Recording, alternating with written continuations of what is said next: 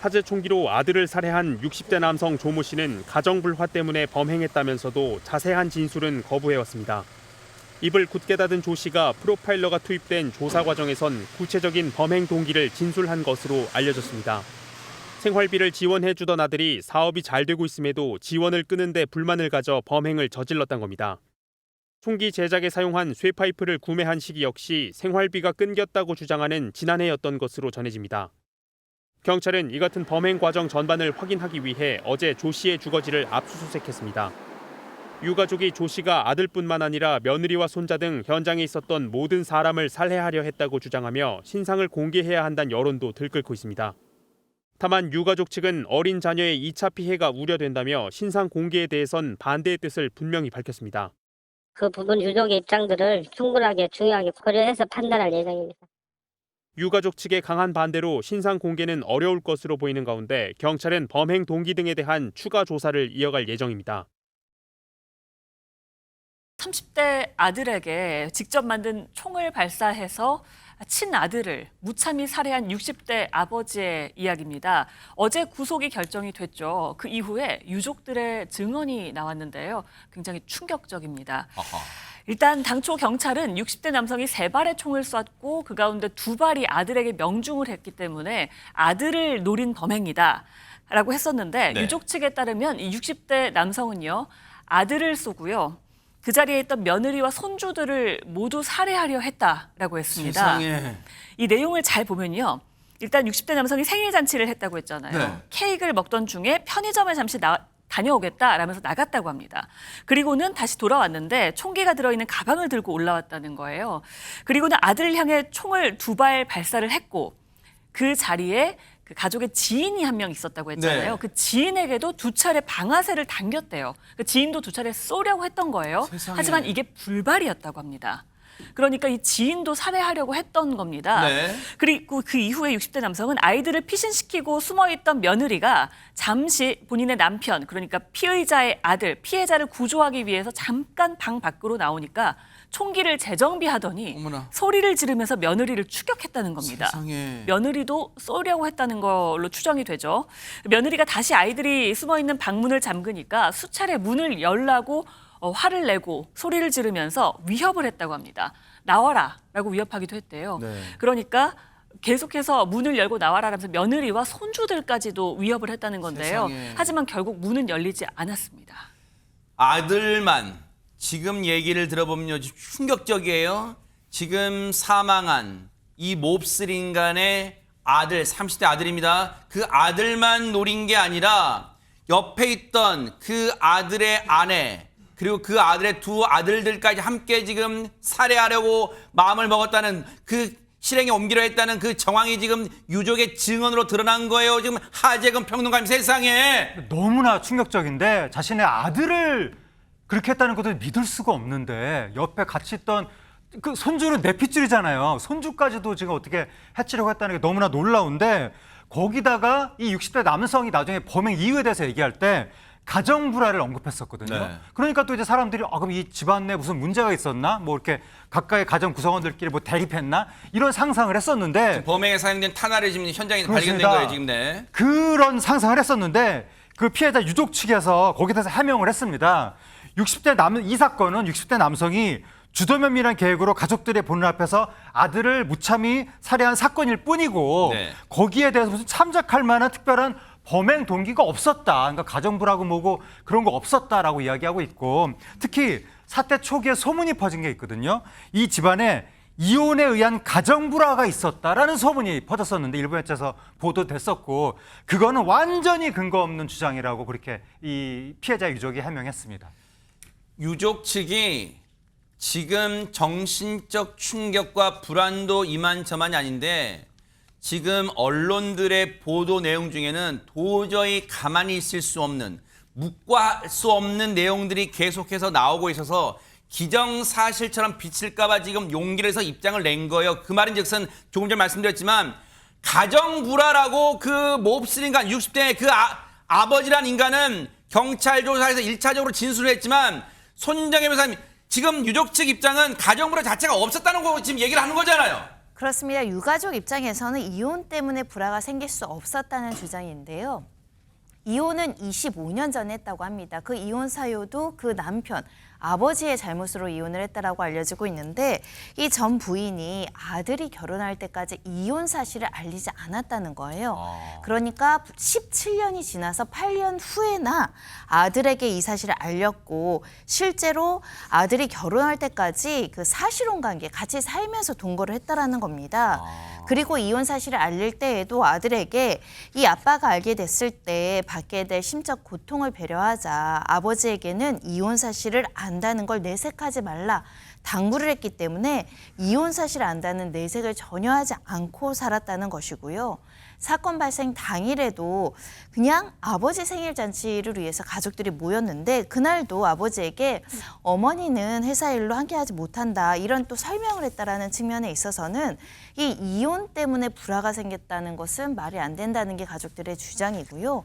특히 이 아버지인 60대 남성은 이혼 이후에도 수년간 이 전처 명의의 70평대 집에 거주했고 또 경제적 도움도 받은 것으로 지금 추정되고 알려지고 있는 상황입니다.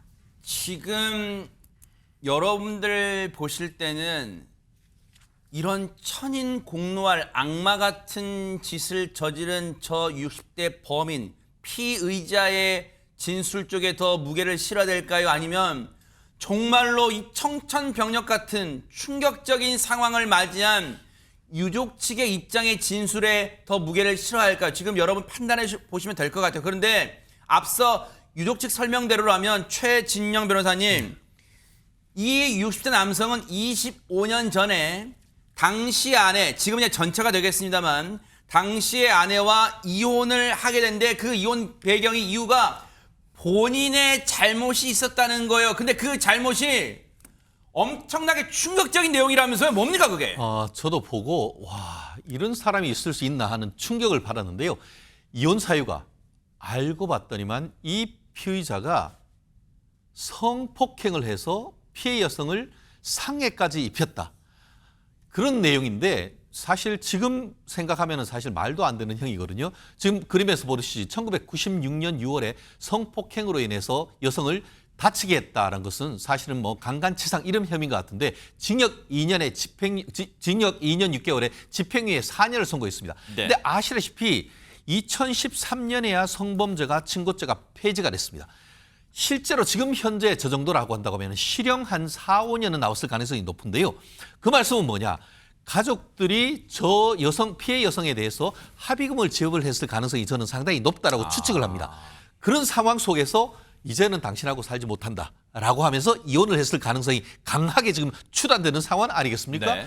그런데 이렇게 해서 이혼을 했음에도 불구하고 지금 변호사님 말씀하신 것처럼 지금 수십 년간 전처 명의의 70평형 굉장히 큰 아파트에 살고 있었는데 그 정도면 더 이상 어떻게 배려를 해주죠?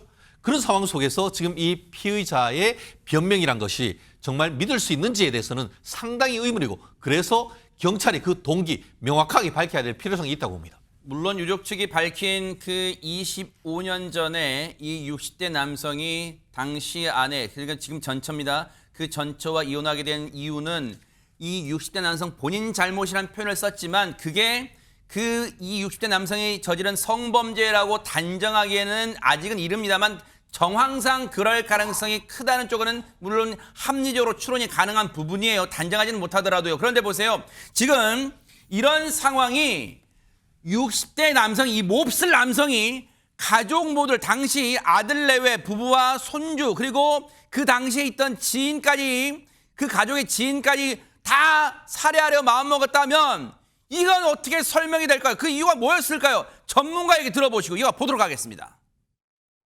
자신의 처한 문제의 원인이 가족 전체이기 때문에 나 아닌 다른 사람은 다 응징과 제거의 대상으로 삼아야 되는 그런 심정이기 때문에 전체를 대상으로 했다라고 하는 것에 근거가 될 수도 있고 한 자리에 모이는 상황과 장소가 바로 생일이었고 기회적 측면에서는 가해자의 계획에 부합될 가능성이 있다라고 생각됩니다. 그럼에도 불구하고 공격하는 그 순서는 분명히 아들이 제1순위였죠. 그럼 나름대로 내적인 이유가 깔려 있다라고 생각됩니다. 이 앞으로 수사 과정을 지켜봐야 될 유족들의 정신적 고통 충격도 이만저만이 아닐 거 아니에요. 그럴 수밖에 없죠. 특별히 이제 인터뷰를 통해서 물론 이제 언론의 보도긴 합니다만 이 그 며느리 되시는 분 있잖아요. 얼마나 큰 충격을 받았겠어요. 또 며느리 자기 아이들이 실제 거기서 봤어요. 그 어린 아이들. 이렇게 할까요? 네. 저 몹쓸 인간 중심으로 얘기하지 말고 네네. 피해자 중심으로 지금 피해자 아내분이잖아요. 아내분 그렇죠, 얘기를 아내분이죠. 아내분으로 표현할게요. 그러니까 이거 아내분- 저 몹쓸 인간은 굳이 표현할 그러니까. 할 필요가 없잖아요. 맞아요. 지금. 네. 피해자의 아내분 입장에서는 얼마나 큰 충격을 받았겠냐고. 자기 남편이 옆에서 그런 일을 당했죠. 자기 아이들을 보호하기 위해서 본인은 그 두려움 속에서도 문을 잠그고 방에서 지켰어요, 아이를.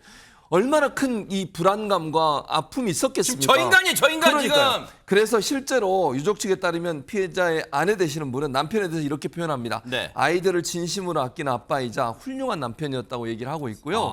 남편이 떠났다는 사실 아직도 믿겨지지 않는다고 세상에. 얘기해요. 뭐 하루아침에 그런 일을 당할 거로 누가 생각을 했겠습니까? 그러니까요. 또 이번 사건으로 한순간에 가족의 삶이 완전히 무너졌다고 지금 너무 가슴 아파하고 있고요.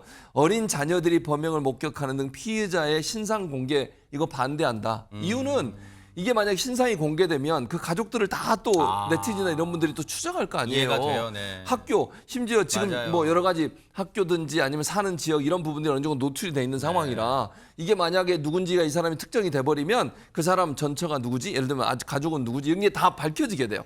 그래서 신상 공개를 하지 말아달라고 간절히 요청하고 있는 상황입니다. 이와 관련해서 이담 아나운서 피해를 호소하는 곳이 또 있다는데 거기가 어디입니까? 이게 피의자의 전 부인이자 피해자의 어머니가 유명 미용업체 대표로 알려져 있습니다. 그래요?